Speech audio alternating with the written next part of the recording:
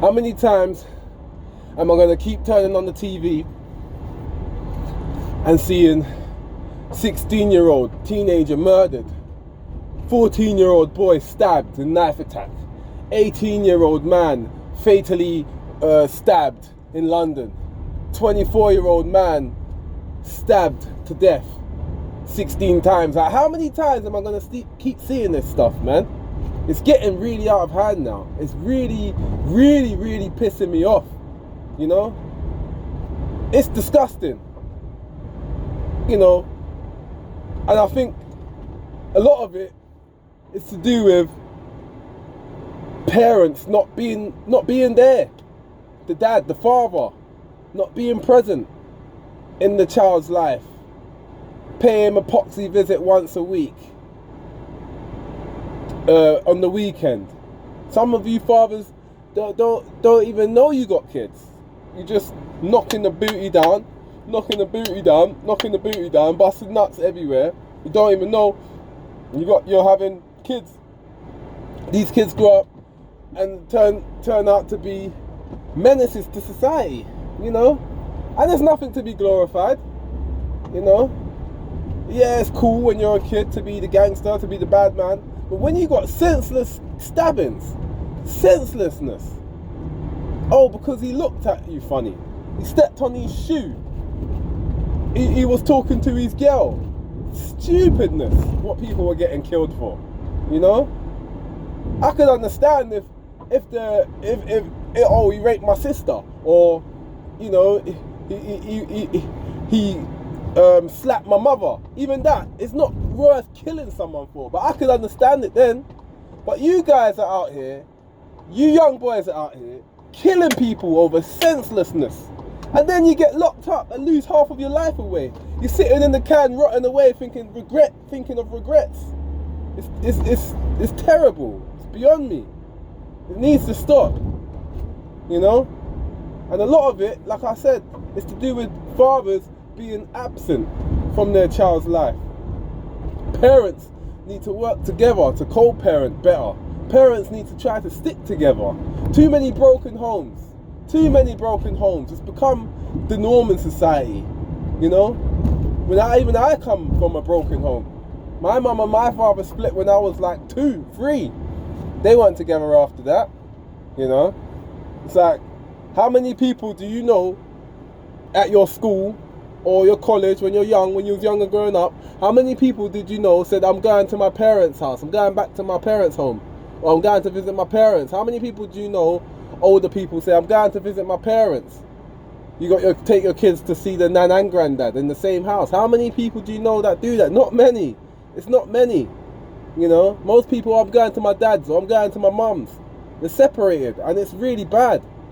I think this stems from lack of communication failure, ego. Media has a big role to play in this, surprisingly, believe it or not, as well. And the TV, so negative, you know. And as a result, you know, your home breaks up and your kids grow up mostly without the father being present, and you don't really understand how important it is for a father to be present, especially in his son's life, and his daughter too, but especially in his son's life, you know.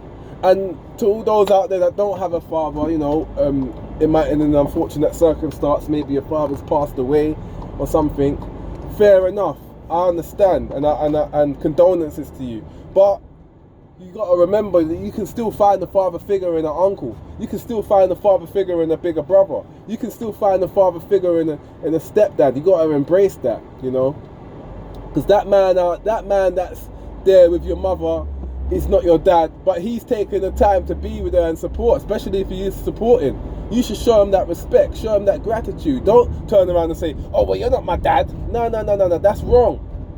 You know, you got to show that man respect, because not many men will do that. We're going to take a woman in and her kids. No, not many men is going to do that. So yeah, I show respect to those sort of men out there that are willing to, you know, put their life up, hang their life on the line to take care of the next man's kids. I respect that. Salute to them, because you don't know the woman's situation. The father could have been victim of war. The father could have been lost. Anything can happen to the best of us. So it ain't no one's place to judge anyone on, oh, why are you not there for your kids? But if you have the ability to be there for your kids and you're not, well, you're just a loser. You're just a straight up arsehole. You don't deserve to be able to produce kids. You don't deserve that. That right should be taken away from you. Honestly, I think that's really bad, you know. And it's because of people like you, it's why you got senseless teenagers running around out here with zombie knives, wielding them like they're in the medieval times. Shit, you might as well give them a horse. Sword and a horse. They're going around chopping off people's heads, basically. You know, it's really bad. And it winds me up. It makes me sick to my stomach to see what's going on.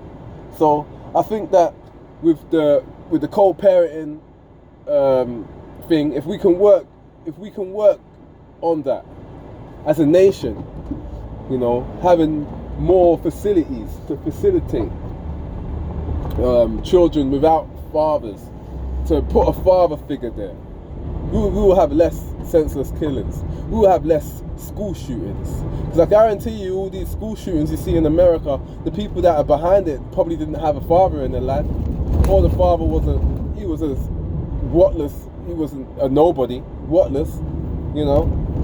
So you need to stay present in your children's life, especially through the adolescent stage. You need to be there as a father. You need to put some authority down. Like I said in my last video about, you know, parents need to be better parents. You need to be there, read them books and put discipline into them, you know, show them the right way of life. Because otherwise what happens is they grow up looking for a father figure, and oh, here comes Mr. Hustler, comes along, seizes the opportunity, and in all fairness to him, he's just trying to make more money and trying to be productive about it.